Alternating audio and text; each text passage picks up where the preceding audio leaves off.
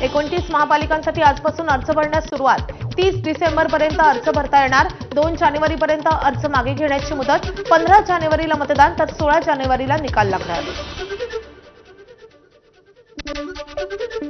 सांगली महापालिका निवडणुकीत सर्वच प्रभागांमध्ये उमेदवारी देण्याइतके आमच्याकडे उमेदवार। अजित पवारांच्या राष्ट्रवादीच्या स्थानिक नेत्यांचे अप्रत्यक्ष स्वतंत्र लढण्याचे संकेत। अजित पवार यांच्या राष्ट्रवादीकडे सांगली आणि कुपवाडमध्ये 153 इच्छुकांच्या मुलाखती। मुंबई महापालिका निवडणुकीसाठी आम आदमी पक्षाकडून 40 स्टार प्रचारकांची यादी जाहीर। दिल्लीचे माजी मुख्यमंत्री अरविंद केजरीवाल, पंजाबचे मुख्यमंत्री भगवंत मान यांच्यासह आतिशी, संजय सिंह उमेदवारांच्या प्रचारासाठी मुंबईत येणार। पालिका निवडणूक प्रचारावर आयकरची करडी नजर। आगामी महापालिका निवडणुकीच्या पार्श्वभूमीवर पैशांच्या गैरवापराला आळा घालण्यासाठी आयकर विभागाकडून नियंत्रण कक्ष स्थापन। राष्ट्रवादी काँग्रेस स्वबळावर की युतीमध्ये मुंबई महापालिका निवडणूक लढणार, याबाबत आज घोषणा होण्याची शक्यता। आज दुपारी 4 वाजता प्रदेशाध्यक्ष सुनील तटकरेंची पत्रकार परिषद होणार। पुणे पिंपरी चिंचवड महापालिकेसाठी उपमुख्यमंत्री अजित पवारांच्या 3 दिवसांपासून बैठका। सलग तिसऱ्या दिवशी इच्छुक उमेदवार आणि नाराज उमेदवारांची अजित पवारांकडून भेटीगाठी घेऊन चर्चा। सांगली मिरज कुपवाड मनपा तिरंगी लढतीची शक्यता। भाजप आणि शिवसेना सांगली मिरज कुपवाड एकत्र लढणार, तर अजित पवारांची राष्ट्रवादी सांगली स्वतंत्र लढण्याची शक्यता। भाजप शिवसेना जागा वाटपास निश्चित होण्याची शक्यता।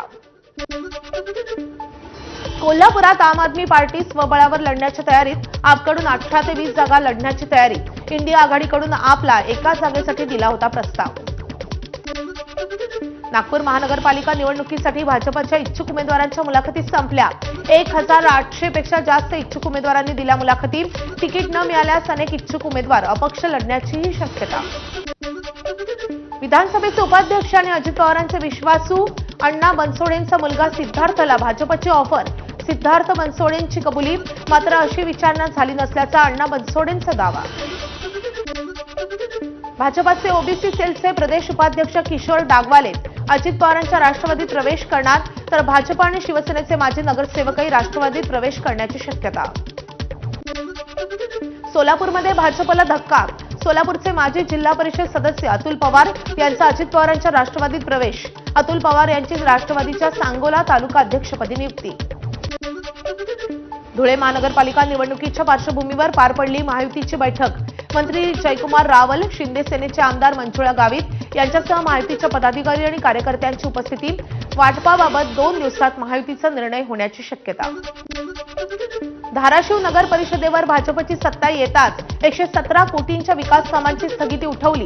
नगर परिषदेमध्ये भाजपनं मिळवलेल्या घवघवीत यशानंतर दुसऱ्याच दिवशी राज्य सरकारनं स्थगिती उठवली।